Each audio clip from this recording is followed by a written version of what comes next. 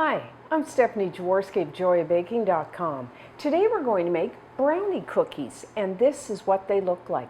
The outside of these cookies has like a thin crust, yet inside they're wonderfully soft and they have a deep chocolate flavor. So the first thing that you will need to do is preheat your oven to 350 degrees Fahrenheit, which is 180 degrees Celsius, and you will need a baking sheet. I've lined mine with parchment paper, but you could just like butter it or spray it with one of those nonstick sprays. So now, this is essentially a brownie batter. So I'm going to make it by hand. You will need a saucepan of simmering water. And then in a heat-proof bowl, I like to use stainless steel. I have 8 ounces, which is 225 grams of, you can either use a semi-sweet or a bittersweet chocolate. I'm actually using one with the 58% cocoa content.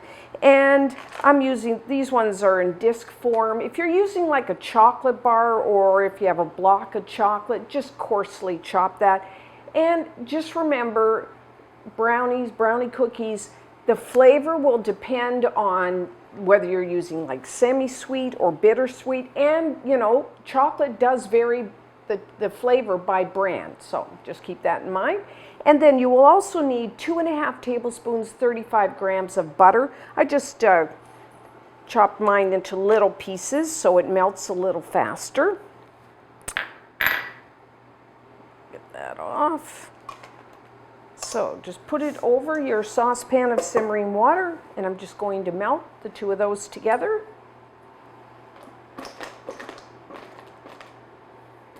Okay, so it's melted. Take it off the heat. Get a good stir. You can really smell the chocolate in here.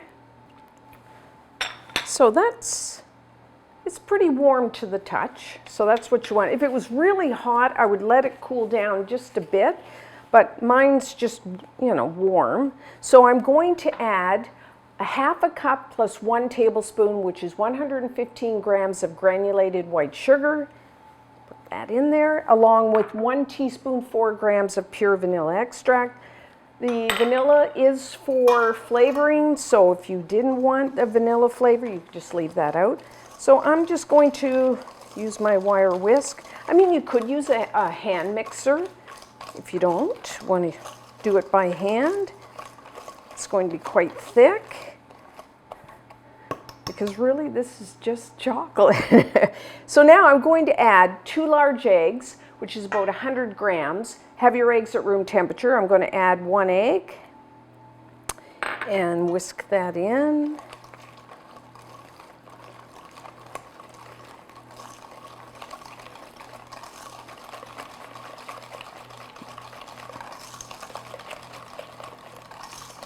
And the second egg.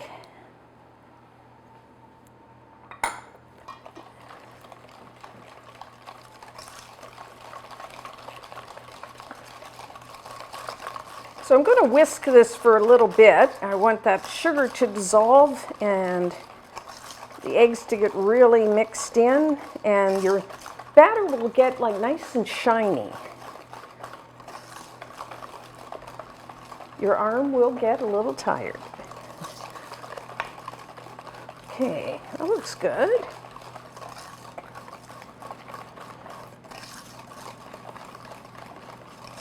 So you can see, oh, really nice. I find when my arm gets really tired, that's when I know I can stop. So next, we're only going to add like a little bit of flour. So you'll need a 1/4 cup, 35 grams of all-purpose flour. You may know that as plain flour. To that, I'm adding just a 1/4 teaspoon, 1 gram of baking powder. Give a little rise to our cookies. And just a 1/4 teaspoon, 1 gram of salt. Mix that. What I love about these cookies, you know, start to finish, under a 1/2 hour, you can have a really great cookie. So, I'm just going to use my spatula. And then, not only do we have the chocolate batter, we're going to add 1 cup, which is 170 170 grams of chocolate chips. I'm using actually a bittersweet chocolate chip. You could use semi-sweet. You could use a combination, and you could use like some white chocolate chips or milk chocolate. I'm using the bittersweet. To me, this is an adult cookie. I don't usually serve it to the kids. It's pretty intense chocolate flavor. So it's just for us. And essentially, we're done.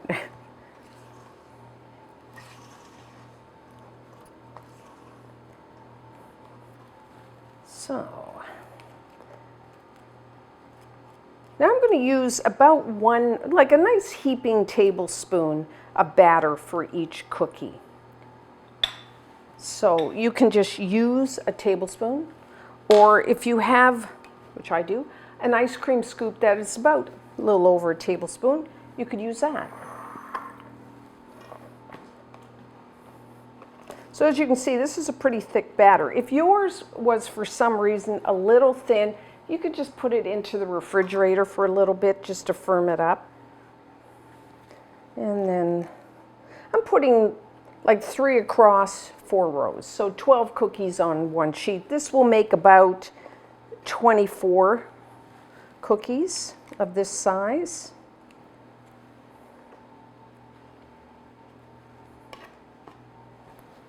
Okay, that's my last one. So now, everyone's oven is a little different. For this size, I'm going to say about 10 minutes.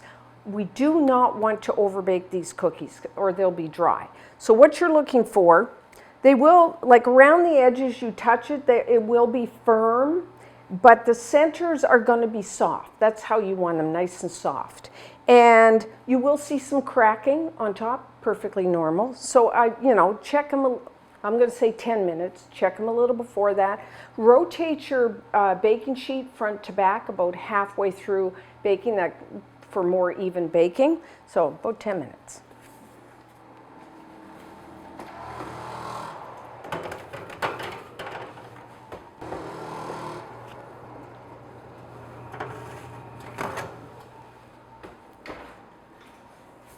Okay, our brownie cookies are done.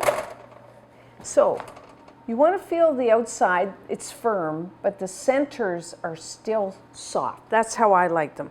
So what I'm going to do is you put your baking sheet on a wire rack, let them cool, 3-4 minutes, and then use your spatula to take them off the pan and put it on your rack to finish cooling. So that's what I'm going to do. I'm going to bake my other sheet of cookies off, and then when we come back, we will try one. So let's try one. They're still a little warm, just how I like them. So, oh, look at that. So,